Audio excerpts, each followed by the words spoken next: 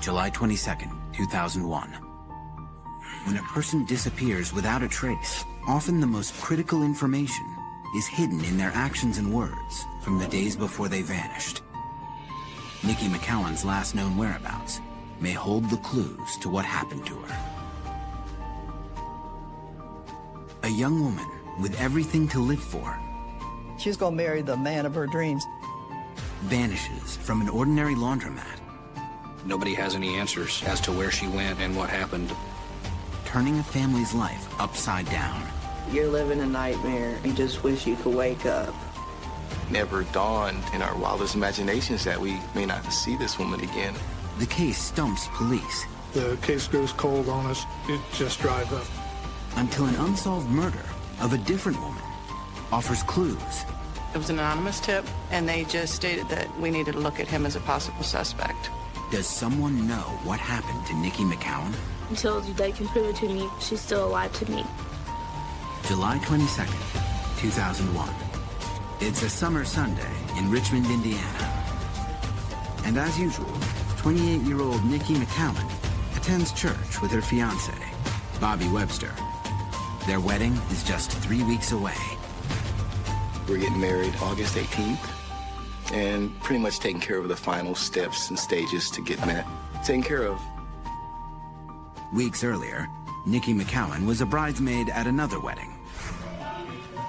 A friend's camera captured the only known home video of Nikki. Hi, Mia. Hi, Al. I just want to congratulate you and say I love you.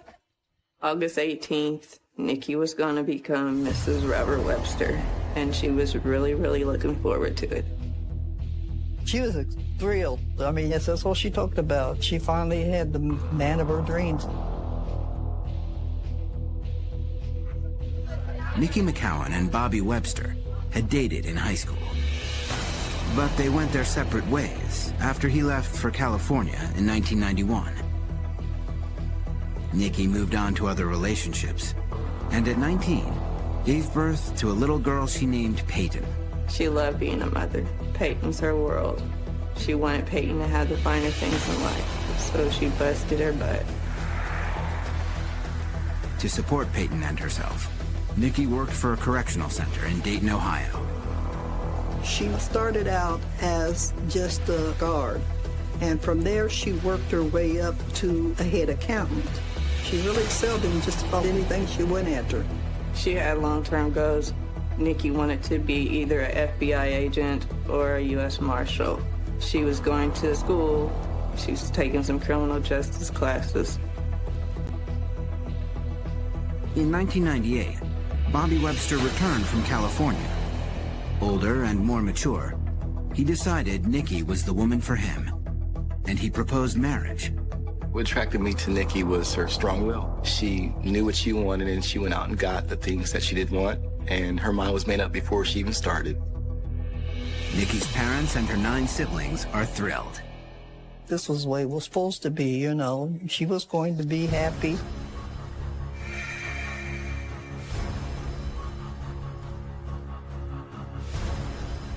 That Sunday afternoon, in July of 2001, Nikki and Bobby busied themselves with wedding preparations and household chores. I had made plans to go with my cousin, Billy, to get his tuxedo sized. And she took my vehicle and she took the laundry and she said she was going to knock out the laundry while I was at the mall. Around noon, Nikki heads to her parents to drop off her daughter Peyton before going to a nearby laundromat.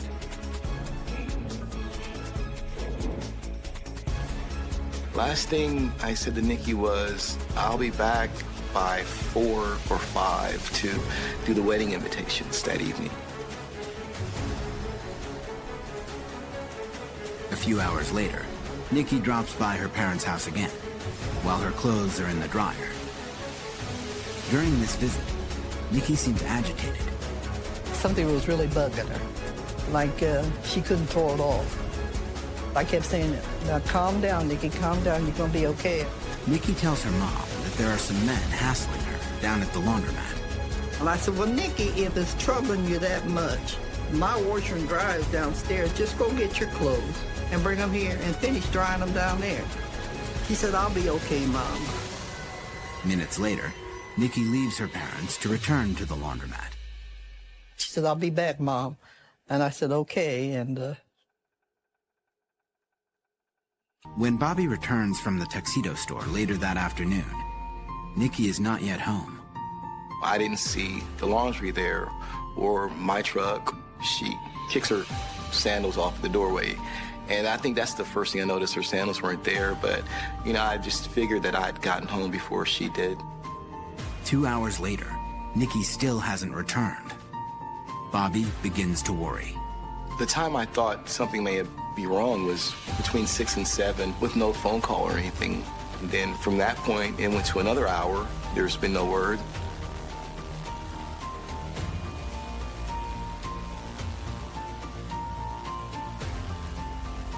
Around 6:30 p.m., Nikki's sister Michelle is visiting another sister, Tammy. She asked me if I seen Nikki. I said, no, I ain't seen Nikki. Why? What's wrong? She was like, Bobby's been calling, looking around for her. He can't find her. I was like, oh, she's probably out shopping or something. When Nikki is late to pick up her daughter, Peyton, her mother assumes she's at work. I just said, oh, she's all right. I said, you know how Nikki sometimes, just on the spur of the moment, will jump in her car and go over to Ohio because she worked there. At the apartment where Nikki lives with Bobby and Peyton, there are no signs that her absence is anything more than temporary. Her essentials are still on her bedside table. She left her purse, her ID, her clothes was all there. There was nothing missing outside of the laundry that she took with her to go to the laundry. As night falls and Nikki fails to return, the McCowans become increasingly anxious. Everybody seemed a little concerned, but the last thing we would think that she was missing. But by 10 p.m., Nikki's fiancé senses that something is very wrong. The first thing went through my mind is something has happened as far as a vehicle accident or something like that. We drove to Dayton to see if she might have been stuck or she didn't have a cell phone or anything, way to call nobody. The family checks along the highway, but there is no sign of Nikki. By 2 a.m., the McCowans are racked with worry. Everybody seemed really, really concerned. It seemed like it was really starting to hit everybody at that time. Nikki's father insists the family go to police immediately and fill out a missing persons report. When he did that, I knew something was up because he was always the one that says, out of all my kids, this is the one I know can handle anything. But now, in the space of a single Sunday afternoon, the McCowans' world has been thrown into chaos. My head got to spinning. Where is Nikki? Coming up, suspicion focuses on someone close to Nikki. There wasn't any question that he was being deceitful or lying. July 22nd, 2001. 28-year-old bride-to-be Nikki McCowan disappears from a laundromat in Richmond, Indiana. She lived life. She lived it to the fullest. It never dawned in our wildest imaginations that we may not see this woman again. I mean, that was the last thing to cross our mind.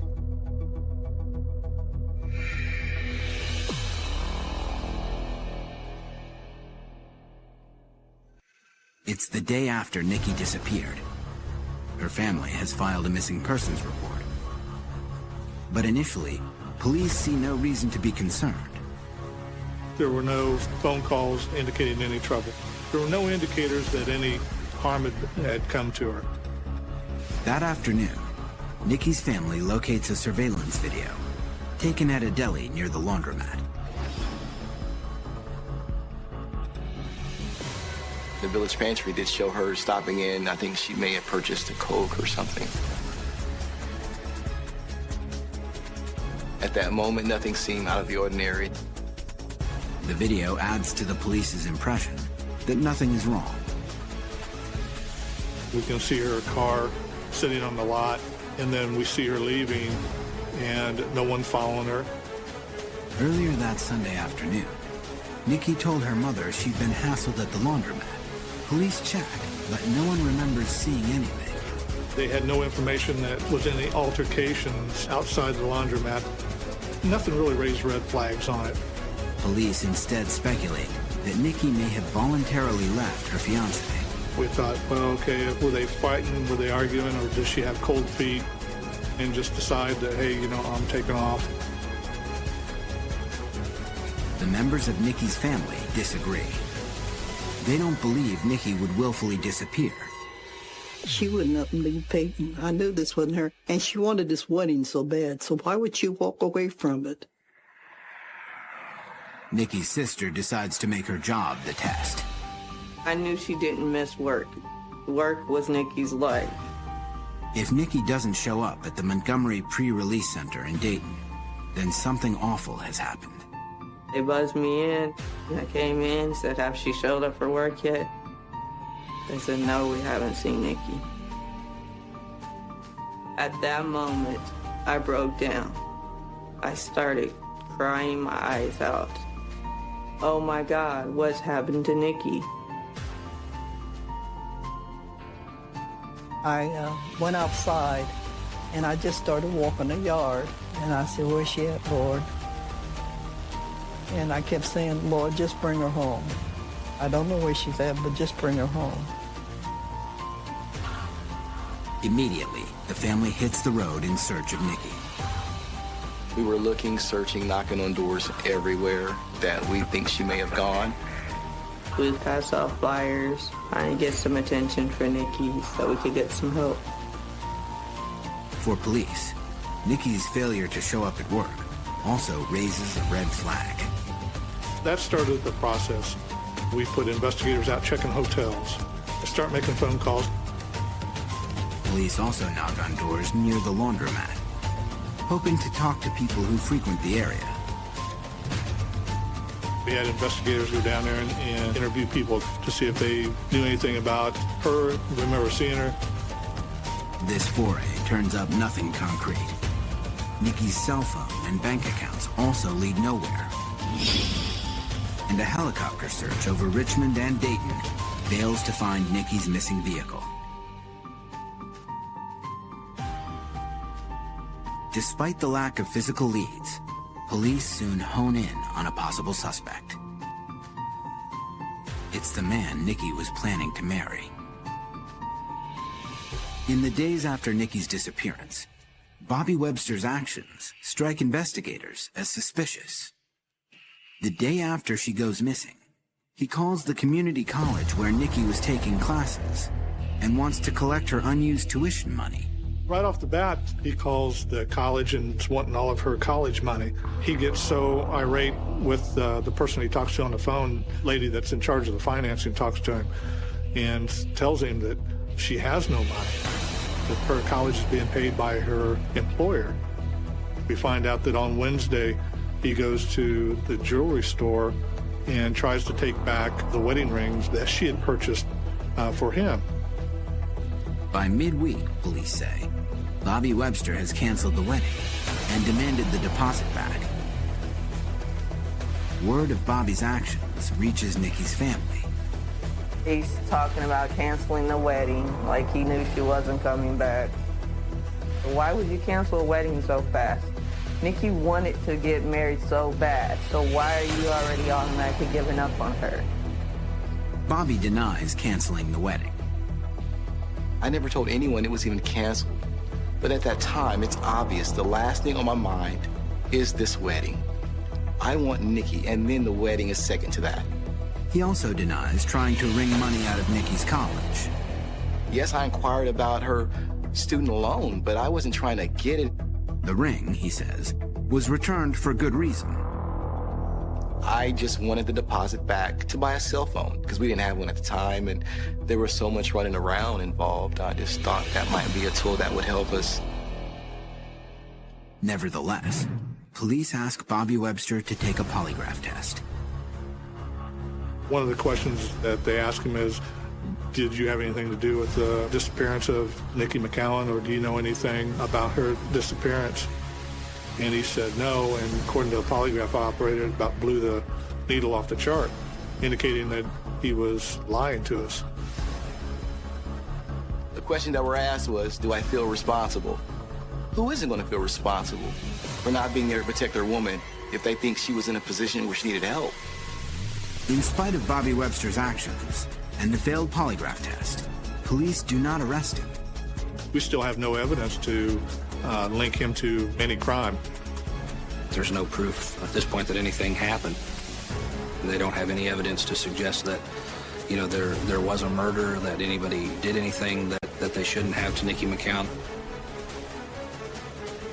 All Richmond detectives can do is label Nikki's fiancé a person of interest. The person of interest, by definition, is someone who is able to give the police information that can help them with a case. He knows something more than what he's telling us, and it's a matter of trying to get him to talk. I have no knowledge of anything that happened to my fiancée, Nikki McCown, that day. Why would I want to do anything to the most wonderful person in my life? Webster believes that the police's focus on him is using up valuable time in the investigation. You can't get any further off the scent of the trail than now messing with me. I knew that. They didn't, but I did. So I kind of had doubts that they would even solve this case. At this point in the investigation, detectives have no other significant leads in the case.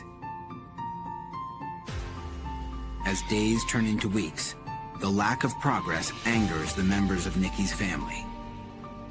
The sisters or some of the brothers would make accusations, you know, we weren't doing our job, we were looking at the wrong people. Family members begin their own aggressive effort to chase down any and all leads.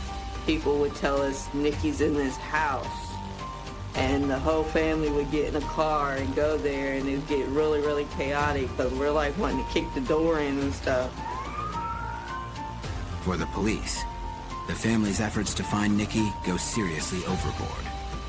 Got to the point where we'd have to threaten to arrest them. A couple of our brothers were arrested because they were doing a lot of things they probably shouldn't have, looking for Nikki. We may have stepped on a few people's feet. I'm not going to apologize for that, because I was trying to find my baby. Despite the efforts of both police and family, Nikki's trail goes cold. The McCowans shut Bobby Webster out of their family. No one wants to let me know anything now. Then before, I had a good relationship with the family, but it was severed. For weeks, there are no leads. Then, 3.5 months after Nikki disappears, there's a stunning break in the case. Coming up, Nikki's car surfaces. Oh my God, they found Nikki's vehicle. Now they can find Nikki. Since 28-year-old Nikki McCowan went missing from a laundromat in Richmond, Indiana. Police have tried to connect her fiancé, Bobby Webster, to her disappearance. I felt like an outcast. I felt like everyone just locked me away in a room and just judged me. It's unfair, but it's the path I guess God chose for me to go. Police acknowledge there's no evidence that Webster is involved. We have a lot of information, but it doesn't take us anywhere. So that leads us to a dead end.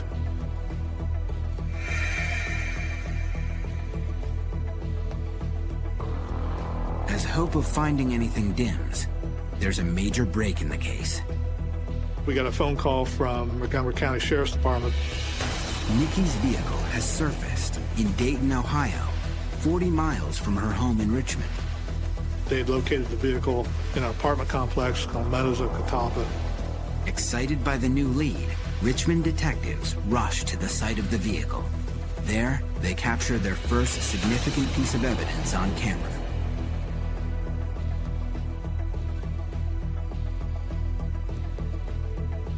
We were elated. We thought, here we go, this is going to help us solve the case. My heart stopped. I felt like, oh my God, they found Nikki's vehicle. Now they can find Nikki. The vehicle has been left in the parking lot of a Dayton apartment complex. Amazingly, though Nikki disappeared almost 4 months earlier, police find her laundry. It's still inside the car.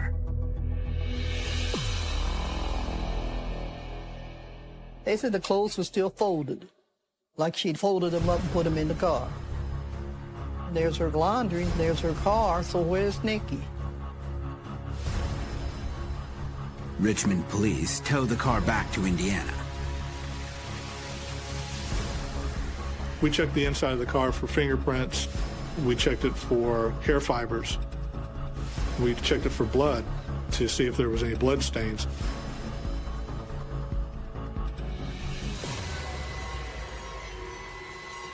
Nothing turns up. No signs of a break-in or a struggle. No fibers and no strange fingerprints. It was hard even for us as law enforcement officers to take because we'd based our hopes so much on finding the car. It was a major disappointment for us. It broke my heart. Now we're back to square one. The car doesn't yield any leads, but the location where it's found does. A man named Tommy Swint lives just a quarter-mile away. It turns out he once had a complicated relationship with Nikki. Tommy Swint was a co-worker of Nikki McCown's at the Montgomery Pre-Release Center. To what extent their relationship extended, is kind of up in the air. Detectives quickly discover that Nikki and Tommy Swint had conflicting ideas about their friendship. He was more like a big brother to her, but in his eyes, I think that he was looking at her in a different light than she was looking at him. They also learned that Tommy Swint had a violent streak, one that Nikki's sister Michelle had experienced years earlier. I had stopped by Nikki's apartment. Outside, I could hear her screaming, and as I opened the door, she's sitting on a chair with her foot inside his chest. He's like leaning over, and she's like, "Help, he's trying to rape me." I felt that if I hadn't stopped by that day and I hadn't walked in the door, that he may have raped Nikki. Now, detectives want to talk to Swint, but Swint will not cooperate. And without specific evidence, police cannot force him to do anything. Like Bobby Webster, they tag him as a person of interest. We're not saying at that point in time that he actually killed her, but he's got information that could be helpful to us to lead us to her whereabouts and what happened to her. Despite having two persons of interest, the investigation stalls once again. It just dries up. The case goes cold on us. The McCowans struggle to keep Nikki's case in the public eye. That's the thing that they tell you to do.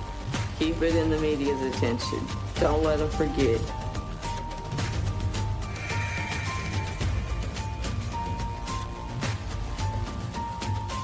One year after Nikki vanishes, her sisters travel to New York to tell her story on a TV talk show.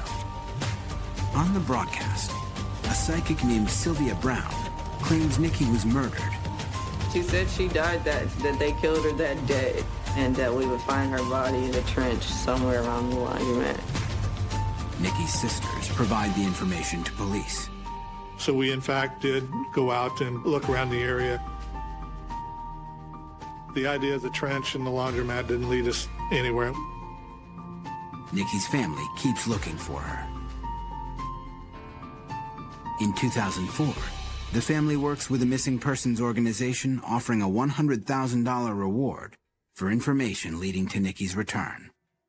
We thought with this amount of money that surely somebody out there that knew something would come forward. We had a press conference here on the second floor of the city building. I just feel that this is Nikki's day. This is Nikki's day. You got 20 days. 20 days to come forth. To be wealthy. To come forth and get your $100,000. $100,000 is a lot of money, and I thought that one would definitely work. So I thought this was it. Somebody's finally gonna talk. But they didn't. As the years pass, Nikki's disappearance and the fight to find her take a huge toll on her family. It's like you're living a nightmare and you just wish you could wake up. Your life was fine. Now you have a missing sister. Nikki's daughter Peyton, just 9 at the time of Nikki's disappearance, grows up without a mom. For the longest, I didn't like to hear the word mom. It was hard going around watching all kinds of daughters and mom holding hands and being happy together. With Nikki gone, it's Nikki's mom and sisters who raised Peyton. On the 5th anniversary of her disappearance, family and friends gather to remember Nikki. We gathered at the laundromat and we had candles lit.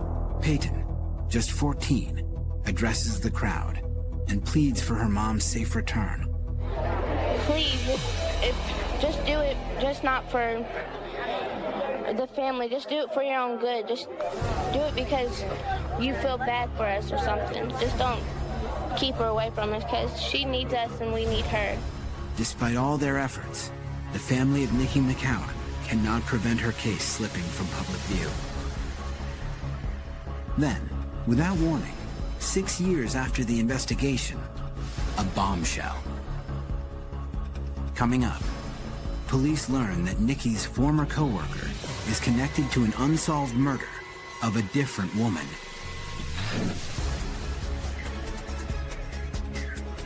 Get more disappeared frustration for her family. She had her whole life ahead of her. We fought and fought and fought, and we get nowhere. But just as the trail threatens to go completely cold, a revelation rocks the case.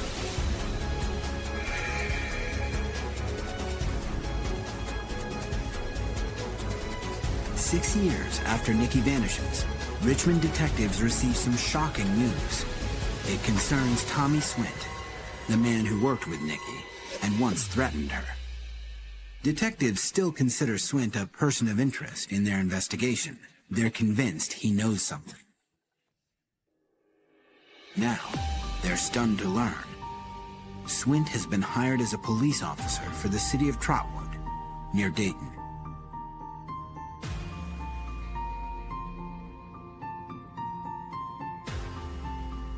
We were shocked that he would be working as a police officer. Members of Nikki McCowan's family are also stunned. They believe Swint is connected to Nikki's disappearance. How are they going to give somebody like this a job as a police officer? How did this just slip through the cracks? I was mad. I was very much sure Tommy had something to do with Nikki's disappearance.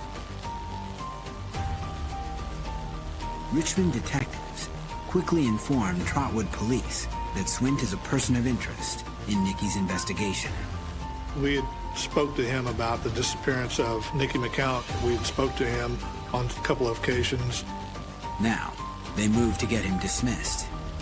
He was told to resign or they would start termination process on him. Swint resigns. Stung by his downfall, Swint responds by suing the city of Richmond and its police department. Does anyone have any questions for Mr. Swint? At a press conference, Swint and his lawyer maintain that police never conclusively told him he was a person of interest in their investigation. He was never identified as a suspect, never identified as a person of interest, never charged with a crime, never accused of being someone who was involved in anything of that nature. He was interviewed because this was a friend of his that he knew. There was not one time that Detective Redmond told me or informed me that I was a suspect or a person of interest. Police insist Swint knew he was a person of interest all along. His lawsuits go nowhere. Tommy Swint's firing and his link to Nikki McCowan land him in the headlines. It was very much all over the news. There were news stories in our paper, news stories in the Dayton paper. The coverage prompts something no one expected. An anonymous call that links Tommy Swint to an unsolved murder of a different woman.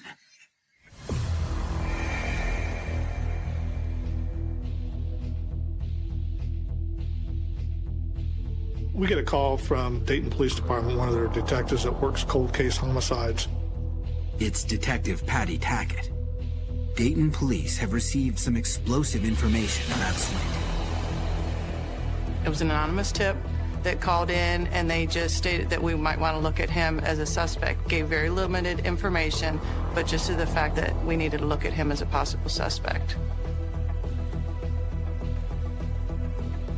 The tip links Swint to an unsolved murder.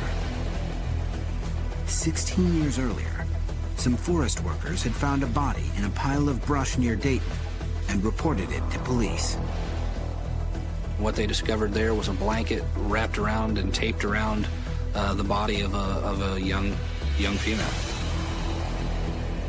The body was identified as 33-year-old Tina Marie Ivory. She had been the victim of a vicious strangling. Tina Marie Ivory was a troubled young woman who had fallen into a life of prostitution and who lived in the Dayton area. At the time, stains on the blanket enabled Dayton forensic experts to create a specific DNA profile of Ivory's killer. But there was a problem. Detectives needed a suspect, a potential match for their profile. We can get DNA off of a victim or from a homicide scene, but that DNA is only as good as if we do have the suspect's DNA. There were no suspects in the Ivory case, so no match for the DNA profile. Like the McCowan case, the Tina Marie Ivory investigation went cold and stayed that way. For 16 years, they hadn't had any information as far as who did this to this woman. Until November 2007, when police received that anonymous tip linking the Ivory murder and Tommy Swint. Now, armed with that tip, Dayton detectives reactivate the Ivory investigation. First thing that they needed to do was to be able to find if there was a way to match the DNA that they had from 1991 to Tommy Swint's DNA. Aware that Swint is a person of interest in the McCowan case, Dayton detectives approached their counterparts in Richmond. And we just follow up on that lead, which took us to Richmond, contacted Richmond. Incredibly, Richmond police can provide Dayton detectives with Swint's DNA. They have a sample. Just a few months earlier, during the controversy in which Swint was ousted from Trotwood Police, Richmond detectives saw their opportunity to obtain Swint's DNA. He was telling the public and through his attorney that he'd more than cooperated for the Richmond Police Department. That's when we said, okay, if you say you're cooperating, give us your DNA. At police headquarters in Richmond, officials took the sample from Swint. We take DNA samples for several reasons. Is one, if something would show up later on, if we could find Nikki McCowan's body, if there was any DNA on her, we would have that to match up. Now, Richmond police send Swint's sample to Dayton's crime lab. We were able to take his profile and match it against the DNA profile we made during the analysis of the samples taken from the clothing and the wrapping material of the victim. They were able to match that with DNA that was found on the body of the female that was murdered. Detectives have matched Swint's DNA to DNA from the Tina Marie Ivory crime scene. But they still need to tie Swint directly to her murder. Just because you have DNA on a body doesn't make that person the person that murdered her. You have to get more evidence that puts Tommy Swint's DNA there. Detectives must place Swint at the scene of the crime. Forensic experts re-examine the major evidence in the Ivory case. We also had the tape that was used to bind the victim. So the fingerprint examiner looked at the tape again. Amazingly, the re-examination reveals a further impression, unseen 16 years earlier. They were able to lift in a palm print from tape that was used to wrap the body that they didn't have the technology to get back in 1991. Then the next hurdle was to be able to match the fingerprint to Tommy Swint.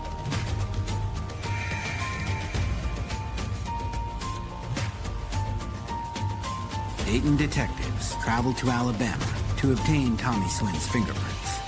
Their prime suspect has recently relocated south. We went down and actually did a traffic stop on him in order to bring him to the police station in Alabama to get his fingerprints. He was cooperative, he gave them to us. The detectives are able to interview Swint, a moment captured on a police camera. Well, if I told you we had your DNA off her, would you believe it? No. And the reason is because We're not saying you killed her. So when That you killed her. are you stating that I killed her? I'm asking you, did you kill her? Okay, I don't if even I'm know. telling you that we have evidence that says that you did, what do you have to say to that? And I do respect. And I understand what your job is. But I'm gonna have to bring this to a close. The detectives keep questioning Swint about Tina Marie Ivory and do not ask him about Nikki McCowan's disappearance. There is still no evidence linking him to Nikki's case. Back in Dayton, the crime lab receives Swint's fingerprint profile. Experts examine it to see if it matches the print found on the tape wrapped around Tina Ivory's body. It was compared against that impression that was picked off the tape, and a positive identification was made. It was a match that the fingerprints that were on the tape did belong to Tommy Swint. For Dayton detectives, the fingerprint match triggers an arrest warrant for Tommy Swint. For Richmond detectives, it's equally significant. Their person of interest in the Nikki McCowan case is now close to being indicted for the murder of another woman. We saw a possibility of finally ending the case of Nikki McCowan. Coming up, a shocking twist in the search for Nikki McCowan's killer. I said, Lord, you didn't bring me this far just to let this happen.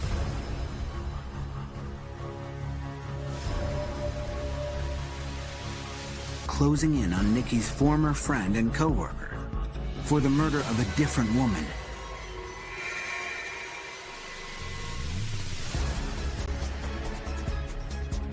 A grand jury in Dayton, Ohio, indicts Tommy Swint for the killing of Tina Marie Ivory. It's the moment detectives have been waiting for. We were hoping that he would say something, admit to us or to them that what happened to Nikki McCowan. Less than 1 hour later, police prepare to arrest Swint in Russell County, Alabama. I contacted Alabama to let them know that the indictment had come out, and they did their procedures as far as getting their backup in order to make sure that they made the arrest. At exactly 1 p.m., police drive up to Swint's house. They approach the front door. At that moment, a shot rings out.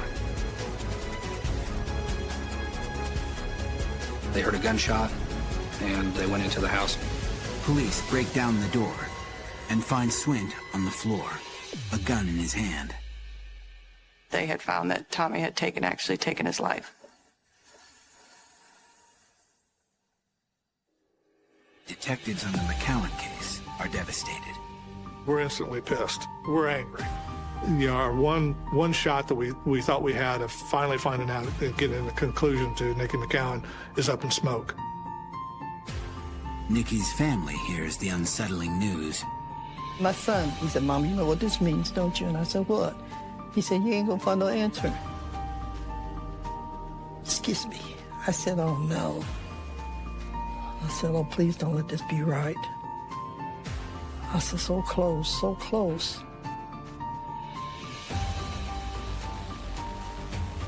Nine years after Nikki McCowan disappeared from the laundromat in Richmond, her case has no resolution.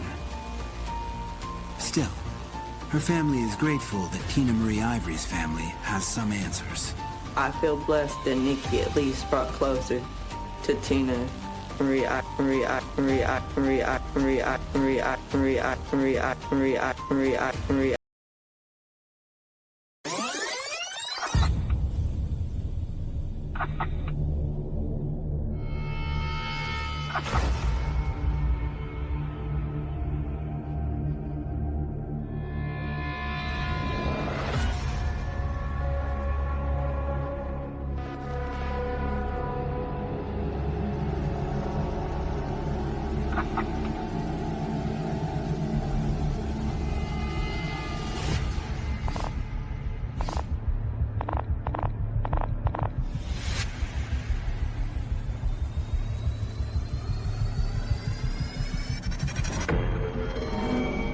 When they showed the story on the news, I started screaming.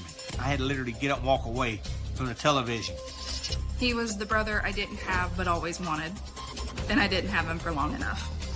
It's very rare, obviously, to get surveillance footage of an actual murder. They don't get any money. They didn't gain anything out of what they did. It was just senseless. The trail became cold, and we were desperate for a lead. Investigators wanted to dust the counter for prints, but everybody that comes in there could touch that counter. The culprits are either going to mess up or somebody gets in trouble and wants a deal to help. And in the center of South Carolina, 24-year-old Willard Grandstaff is hard at work at the Kangaroo Express convenience store. He worked all the time. It seemed like he never had a day off. I'm Lexi Reister, and I'm Will's cousin. Will ran the cash register at the Kangaroo. He cleaned and front-faced the shelves. He would stock the coolers. He would count the safe down and make sure the drawers were whatever their drawers were supposed to be. When Will did anything, he always did it wholeheartedly. He was a little bit of a workaholic. He never complained about the store, and he never complained about going into work. It's like the store became a friend to him. My mom and my dad were managers, and they ended up training Will. The only thing I can ever remember is Will at the Kangaroo. He worked at the Kangaroo literally his whole adult life. When Willard isn't working, he enjoys spending time with his close-knit family. There's about a 16-year age difference. He was just out of high school when I was turning 3. So I remember doing the little sister bugging him thing. Will and I lived with my parents and my aunt, Will's mom. Will's mother is one of the sweetest women ever. She practically raised me. I called her Mama Sue for the longest time. She's still my Mama Sue at heart. At a young age, Sue began overcoming adversity when she was diagnosed with a severe hearing disability. From the time I was a very young girl, I always felt isolated because of the fact that I couldn't hear. So I taught myself how to read. Disability was not well known until I turned 18. In April of 1980, Sue's world gets a new addition when she welcomes her first child, Willard. He was born at 11:57 a.m. on April 6th, which was Easter Sunday, 1980. We were close-knit. He was funny. He was always the child that anytime I said no, he couldn't do this, couldn't do that, they went ahead and did it anyway. He was very sweet, a very friendly, mostly introverted person. He liked just the little geeky things, the video games. He did read the Harry Potter books as they came out. He was a huge nerd. In 1996, at the age of 16, Willard and his family moved to South Carolina. I am Robert Cribb. I got to know Willard Grandstaff at high school in the spring of 1996. I was coming out of my class one day, and I saw this boy standing there, and I said, I'm going over and speak to him. He looks like something's bugging him. So I walked up to him, and he said, Hi, I'm Willard Grandstaff. Can I have lunch with you? That's how we became good friends, and we became inseparable. As the friendship evolves, Robert comes to Willard's defense. Just before the bell rang for us to go into the class, me and Will were standing there talking, and a bullet just come up to him and just shove him. Well, I went to the nearest assistant principal, and I told him, I said, he needs to stop. The bullying continues, so Willard finds solace in his favorite pastime. He loved martial arts. Him and I would get together, and he would show me different martial arts moves that he knew. Alabama and I were studying our martial arts. He'd have gone toe-to-toe with anybody that threatened us. He was very protective, so if you mattered to him, he would definitely protect you at all costs. During his senior year, Willard begins working at the Kangaroo Express. He took pride in the store.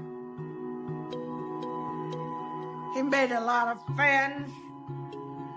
He knew a lot of the customers that came in during the 11 to 7 shift. He took pride in knowing some of the customers by name. Oh, he loved it. I would go in there and help him stack the totes up outside, and then we'd sit in a chair and carry on conversation all night long. While working at the gas station, Willard dreams about what the future holds. He was waiting for the winter session of the community college to start. He was going to sign up. When he got paid, he would put money aside to save his tuition. He wanted to go to Midlands Tech and become a computer engineer. Will had plans to better himself. One evening in late September, Willard prepares for his standard overnight shift at the Kangaroo Express. I took him to work that night. Will never did like to drive. I didn't mind driving him to work. I guess that's a happy memory that I can hang on to. Sue drops off her son, unaware that this is the last time she will see him alive. I'm Investigator Brian Metz from the Richland County Sheriff's Office. Just after midnight, the morning of September the 28th, 2004, two ladies had stopped to get gas at the Kangaroo station on Garners Ferry Road. And they found the clerk on the floor.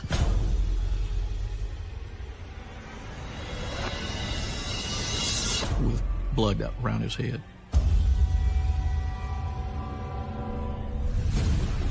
Critical clues buried in Willard's final moments. The accomplice was laying in wait. They knew he was somewhere. An inside tip suggests a surprising motive. To go take that next step into murder is unusual. It's starting to look like there was some type of beef or argument with Willard.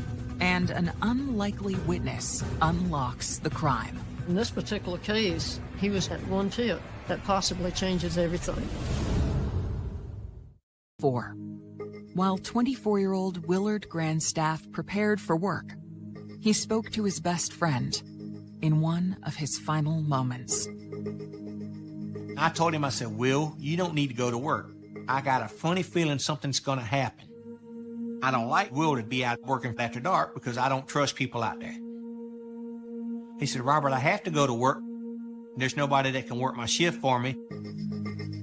But Willard didn't have a lazy bone in his body. Well, I couldn't talk him out of it, and he went to work. He said, I'll call you at 12:30 a.m. to let you know that I made it to work safe. Well, 12 midnight come, 12:30 came. I'm laying in the bed waiting for the call. My phone never rings.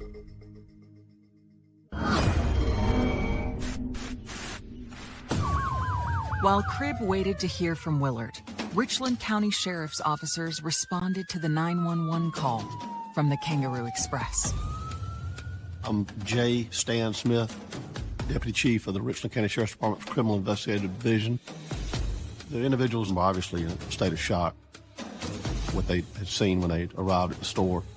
But they immediately called 911, and we had EMS summoned to the scene, looking for signs of life. But the individual had passed away. Crime scene investigators became involved at that point. The sergeant on duty briefed myself and spoke to the two people who had reported it. After that, we began the investigation. So when we go inside, we see the clerk on the floor in front of the counter and blood around his head. And what appeared to be a gunshot wound to his head. A wound like that looks like it's pretty close up. You know, we're talking point blank. There could be a lot of explanations for that. Maybe somebody was mad at him. Did somebody have a big beef with him or hatred for him?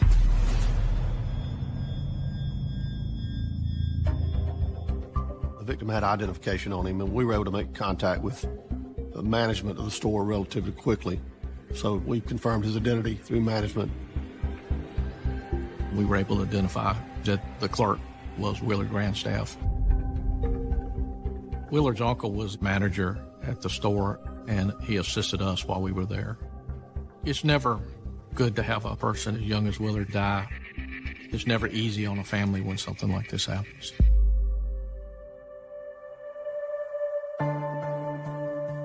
I busted out crying and screaming and yelling and hitting everybody that came anywhere near me because I didn't want to believe it. I went into a severe, deep depression. I didn't want to do anything, and all I wanted to do was be with him. I was 6 when Will died. He was my absolute best friend. I don't know if I truly had a concept of death that time, but I knew he wasn't coming home.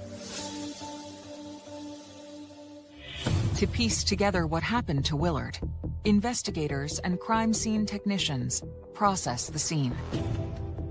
Some of the display racks in front of the counter had been knocked over. Appeared it had been some type of struggle. The crime scene unit informed us that they had found a .380 caliber shell casing.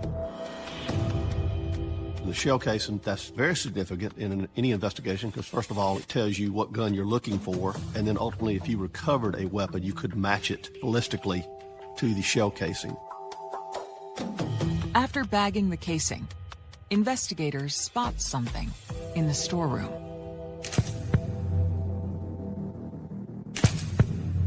It's very rare to get surveillance footage of an actual murder. A convenience store would be a good opportunity where you do have surveillance video to show thefts and things of that nature. In this particular instance, there was video, and so the efforts were made to collect and secure the surveillance video, hoping that it would shed light on the identities of the perpetrators.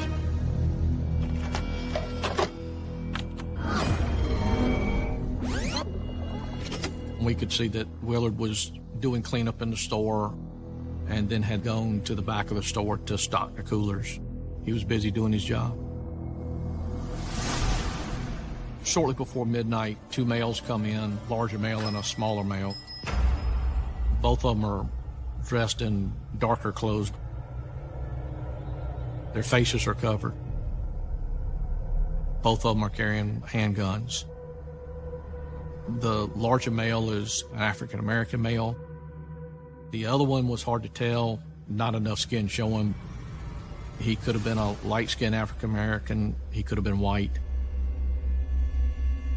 The 2 suspects separated in the store. The accomplice was over behind a rack. They obviously did not see Willard when they first came in. They knew he was somewhere, and they figured he would emerge. So the lighter-skinned male goes behind the counter to the cash register, and then there was like a back office. He looked like he was looking probably for the clerk. The heavier-set male stands in front of the counter, I guess more like a lookout. Police continue watching as the masked gunmen move through the store before Willard suddenly emerges.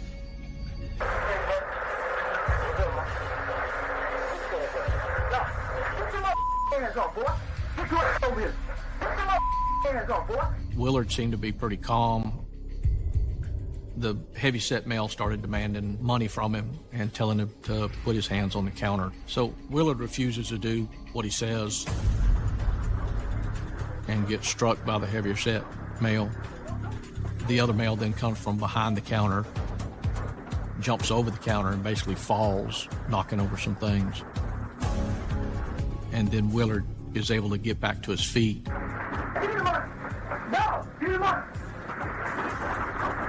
They are sort of incredulous as to his refusal. No! No! You heard me, no!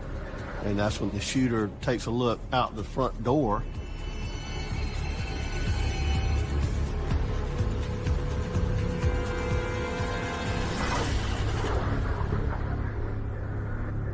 And shoots Willard in the head. The two immediately turned to the door and walked out. They didn't run out, they walked out. It was sort of an impulse reaction, sort of like, I'm going to show you type thing, is the impression I got from looking at the video. Willard was very brave to do what he did. You don't know the mindset of the person holding the gun. They're desperate. They're unpredictable. Willard was a true innocent victim. He was minding his own business. He had a job. He was trying to contribute to society. He didn't deserve to have this happen to him.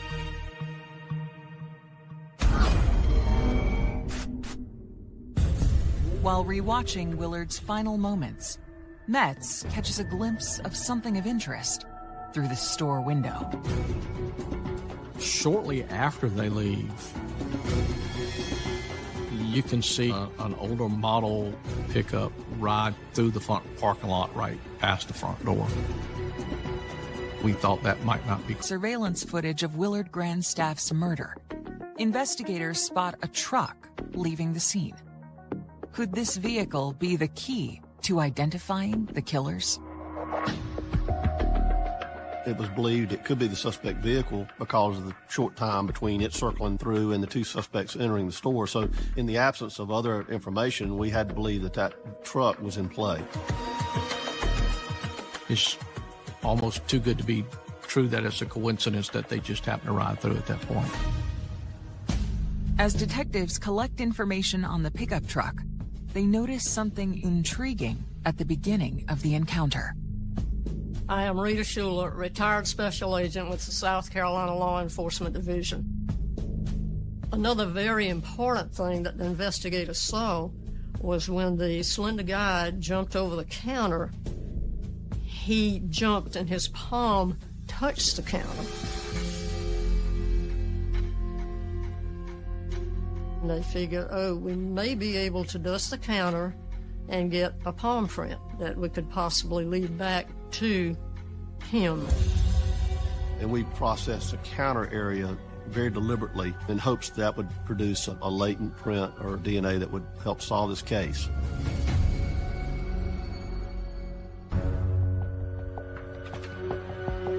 While awaiting results from forensics, something about this crime isn't sitting right with investigator Metz. The one thing that got me was just the callousness of the way he was shot. It was totally uncalled for. There was no reason behind this. After they shoot Willard, they leave the store. They don't get any money. They didn't gain anything out of what they did. It was just senseless. The close-range nature of the shooting leads Metz to reconsider an earlier theory from the crime scene. When you're looking at a case like this, you have to look at if there was anybody that had some type of beef or argument with Willard. An individual may come in and try to steal a 12-pack of beer, but to go take that next step and to murder the clerk is unusual.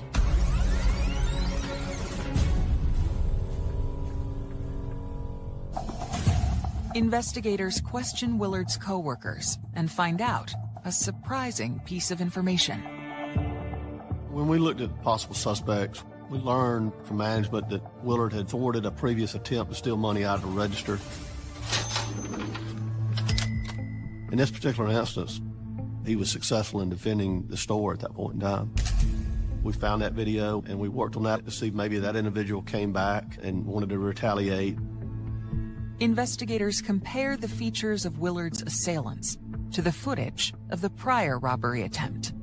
We take a close look at him, look at his height, his weight, but his physical characteristics didn't match. Despite the dead end, investigators believe that the close encounter provides insight into Willard's mindset the night he was murdered. It told us a lot about Willard as a person. He was proud of his job. and may have given him confidence to stand up against these other two guys. He was not afraid. We got to believe that maybe he was bolstered some by his previous efforts to defend the store. 4 days after the murder, on October 2nd, Willard Grandstaff is laid to rest. I was a pallbearer at his funeral. I walked up to his body, and I'm screaming, "No, stop, don't do this, wake up, let's go home." And I sat down and finally got myself together, and his mom said, "Robert, you need to let him go. He's at rest now. The good Lord needed him for something besides here."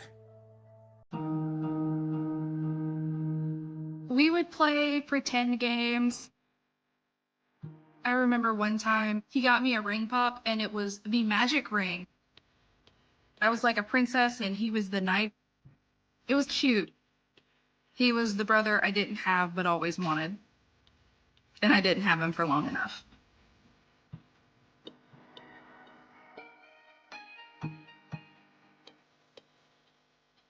I think everybody remembers him in their own way.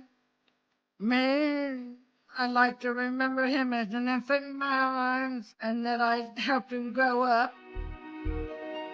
The only thing I could tell the police was, just to get this son of a bitches. In the weeks after the murder, the case is at a standstill. We just were basically stymied in the early part of this investigation. When you have a case like this where your investigation has really turned cold kind of quickly, you're just desperately looking for similar crimes, trends involving maybe a weapon of the same caliber, things of that nature. Unfortunately, we have a lot of convenience store robberies. Anybody that we learned about that's committing violent armed robberies and shooting people would have been subjects of interest in this investigation. We had to look at everything. Investigators then get a call with a promising tip. Another agency gave us lead on some people that were committing some other burglaries in the area at the time. Shamik and Prince. The Half brothers were on the radar because they had been in the South during that time period. Investigators reach out to all police agencies in the area, gathering as much information about their new lead. They definitely had violent things in their criminal histories. They're buying and selling guns, and they could have possibly been in the area. There are two people we're going to have to look at. In the Willard Grandstaff murder, wait for detailed reports on their new suspects. They re-examine forensic evidence collected at the scene to see if there is a link. The forensic unit is pretty much looking for everything, and of course, the main things is fingerprints. Well, when you examine the surveillance video, obviously you're interested in surfaces that may have been touched. DNA is so sophisticated now that skin cell tissue can leave what we call touch DNA. But it's very hard when it's a public store like this. Everybody that comes in there could touch that counter. You basically get a mixture of DNA that's unidentifiable exclusively to one person, and it's virtually impossible to isolate it. I'm John Metters, and I was in charge of the prosecution in the murder of Willard Grandstaff. Unfortunately, there weren't forensics, there wasn't DNA, there weren't fingerprints. There may have been one partial palm print, but was not something that law enforcement could use. With no viable forensic evidence, detectives reach back out to the agency that provided the tip. At that point, we'd deal with investigators. We would have them take full body pictures, showing tattoos or anything, and then you start doing a comparison there to see if things match up. Investigators' search for the suspects takes a turn when they receive a new update. We find out at the same time as Willard was killed. The Half brothers were incarcerated in another state. Both of them were caught up north somewhere. At that point, they were eliminated because we knew they were committing crimes at other places at the time that this murder occurred. The trail became cold, and we were desperate for a lead. We were at a dead end. Months after Willard's murder, the investigation is at a standstill, and his family is still on edge. After Will was murdered, I know that my parents made extra sure to lock the doors and double check before they ever went to go do anything. I think they were worried. My mom worked at the store. I wanted my mom to come home. I didn't want her to get hurt. I worried a lot that someone else was gonna die. I try not to think about that store, ever. With little else to go on, investigators make a bold move. The sheriff's department decides to air this footage on the news, the local news channels in Columbia, in hopes that someone may identify the suspects or even identify this truck. When you release surveillance video or you make an appeal to the public, you'll take information from whatever source it comes. But not everyone is excited about the release of the surveillance video. I remember they brought the video over, but they wouldn't let me watch it because I was a child, and so to this day, I've still never seen the video. When they showed the story on the news, I started screaming. I had to literally get up and walk away from the television. I started crying, miss him.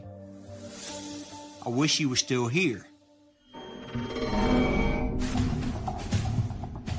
Days became weeks, weeks became months. During that time, law enforcement was working on it. They were getting leads, they were running down leads. They were still showing the video periodically, keeping it out with the public. But in cases like this, where you don't have a witness, what usually happens is that somebody out there, the culprits are either going to talk and mess up, or somebody gets in trouble and wants a deal to help.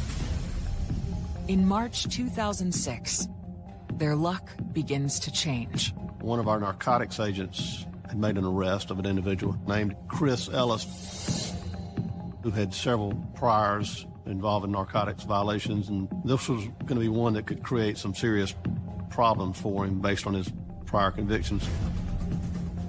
This individual reached out to the narcotics agent who was involved in his case, indicated to him he had significant knowledge about this murder. That was passed on to my lead detective and myself. Investigators agree to sit down with Ellis, who is currently incarcerated at the county jail. They begin by asking about his whereabouts around the time of the murder. Chris Ellis tells us that he's at home the next morning and that the shooter comes back to the house and gives him the gun and asks him to get rid of the gun for him, and describes to him what had gone on, which matched up with what had gone on at the Kangaroo with Willard. He had specific details about the actual crime itself.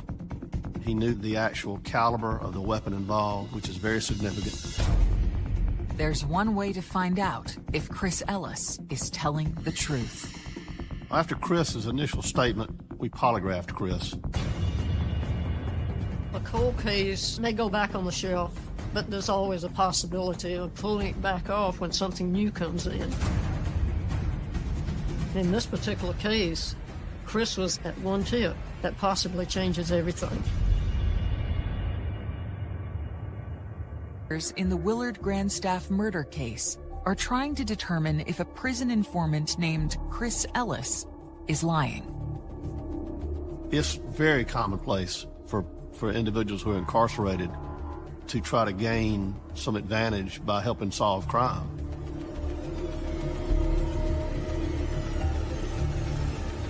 But Chris Ellis failed a polygraph.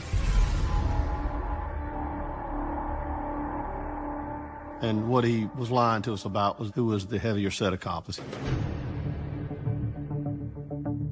Well, after he failed a polygraph, he came clean about the involvement of his cousin, Lamont Ellis. According to Chris, his cousin was the accomplice to the shooter. Chris Ellis did not want to implicate his cousin, Lamont Ellis. That was the most significant mistruth that he had initially.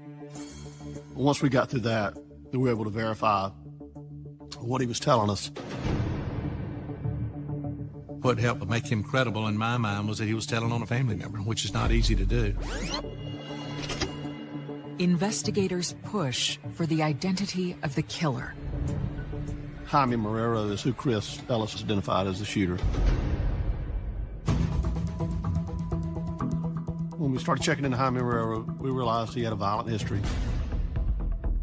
He had been involved in another shooting, homicide, several years back where he was actually shot. Things are falling into place like none of the other leads had. Investigators compare Jaime Marrero and Lamont Ellis to the masked gunman in the surveillance video. The video was able to show their body height, structure, and type, and it did match. It was a key piece of evidence, without question. Jaime matches up to the smaller guy, and Lamont definitely matches up with the larger male. The two individuals matched the physical description of the two suspects to a T. Investigators ask Ellis about the pickup truck seen in the video. We find out from Chris that the truck had nothing to do with the case. We never were able to identify who was in the truck, but they were in one of their relatives' car and had been driving it that night. Now, to build a case against Marrero and Ellis, investigators zero in on a piece of potential evidence. According to Chris Ellis, Jaime Marrero came to his house, asked him to get rid of the gun. Chris told me that he had thrown the gun in a pond in the lower part of the county in a rural area. He had some connection in that pond because of a relative living close by. I went to the pond with law enforcement and Richland County divers. I learned ponds are some of the toughest thing to dive for because you can't see. We searched that pond for days, but were not able to recover it. Desperate for more evidence, investigators attempt to leverage their best asset. When you have a crime like this with a lack of forensic evidence or ballistics, and you've got somebody that's giving you a tip that's acquainted with the suspects, a pretext phone call is an investigative technique that is often used. It's a call that we record, and we attempt to get either a confession over the phone or acknowledgement to the crime. We set up a patch call where Chris called Jaime Marrero to see if Jaime's going to say anything incriminating. Christopher was able to get Jaime on the phone, and Jaime basically said, why are you doing this? Why are you talking to me about this on the telephone? If you called me and asked me about a homicide and was implicating me as saying that, tell me about what happened, I'd be telling you, I don't know, I wasn't there. And that's not what Jaime was saying. Which, in our view, was basically an acknowledgement, which was very significant. The content of the conversation corroborated Chris' information immediately. And that was significant to Chris's credibility. Then, the attention shifts to a different member of the Ellis family. Chris's girlfriend at the time was cooperative in the investigation, and she had some degree of influence on Lamont. Of course, Lamont finds out from the others that he's being given up. Communication is made with Lamont, who then calls into the sheriff's department and offers to come in to the sheriff's department. Lamont Ellis sits down with investigators to share insight into exactly how and why Willard died. That night, they had gone out to a pool hall that was right behind the Kangaroo. When they left there, Jaime was talking about doing the robbery. But according to Lamont, when Willard resisted, Marrero lost his cool. Lamont was pretty much upset that Jaime had shot the guy, said that was not necessary. After we got Lamont Ellis's statement and he fully corroborated Christopher's tip, that was enough for us to secure arrest warrants for Jaime Marrero. Willard's family is pleased with investigators' progress, but they find some of the case details shocking. The accomplice that was arrested, Lamont, my mom knew his mom and had kind of seen him grow up. So everyone was kind of surprised to hear that Lamont was involved. In a strange coincidence, Robert Cribb believes the events of August 4th were not Willard and Lamont's first encounter.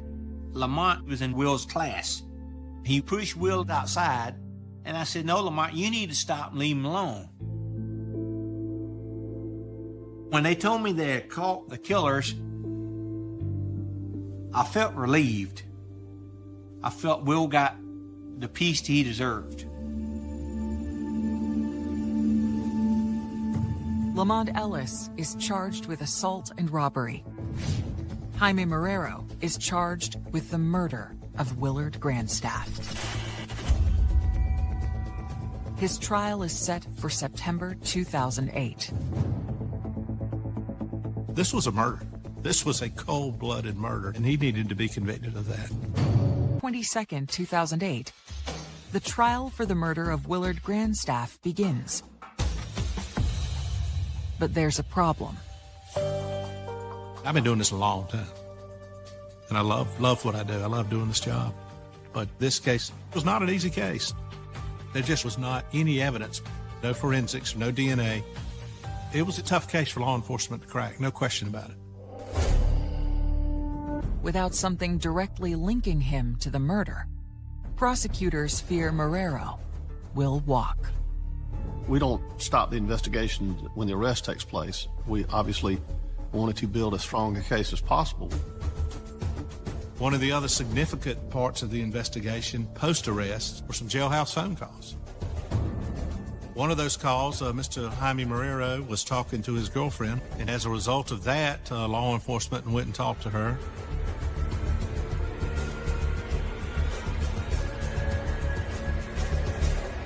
She said that he had confessed to her. Law enforcement obviously was excited at that news. Just days into the trial, the prosecution's new star witness takes the stand. You know, some folks are just credible. They just reek with credibility. And her testimony was powerful. And I can visually remember looking at Marrero, and he was actually slipping down in his seat as she was testifying. And he felt it. And I know the jury felt it.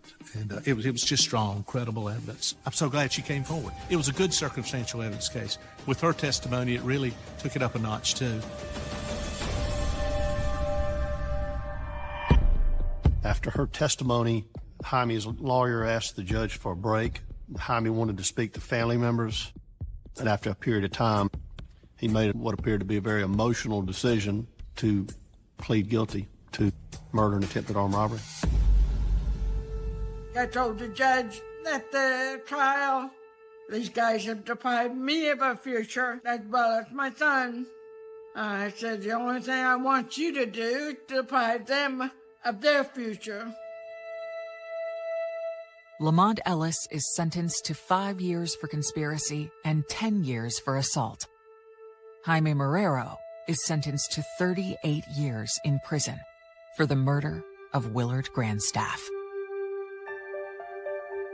A plea to murder is a little bit unusual because murder carries a minimum of 30 in South Carolina to life. It's what we call pine box life. So securing a murder conviction, a non-parolable offense, and then getting 38 years, we felt pretty good about that.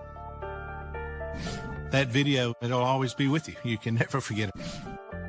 I actually ride by the Kangaroo every day going to my job and look over there and think about this case every day.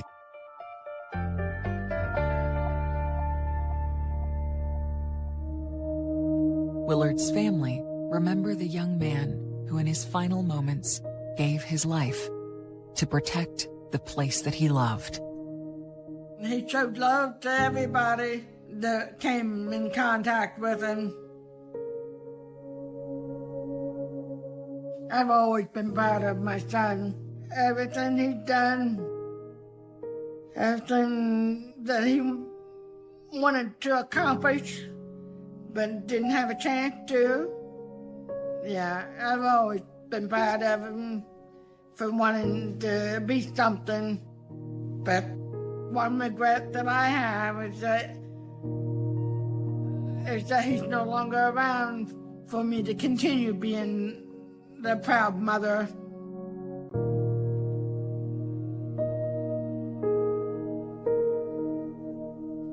I love you. And still wish you was here with me, but it can't be. Still to this day gets to me. Knowing that I miss him every day, to wish he was still here to talk to me. I'll walk up to his grave and I'll say, hey, Will, I'll miss you. I wish you were still here so we could go hang out somewhere, go get something to eat somewhere or something. And I could literally feel like he's putting his arm around me, telling me, hey, buddy, how are you? I'm right here with you. And then within 2 seconds, it's gone. I guess his way of telling me, hey, I'm here. I'm glad to see you. I'm doing okay.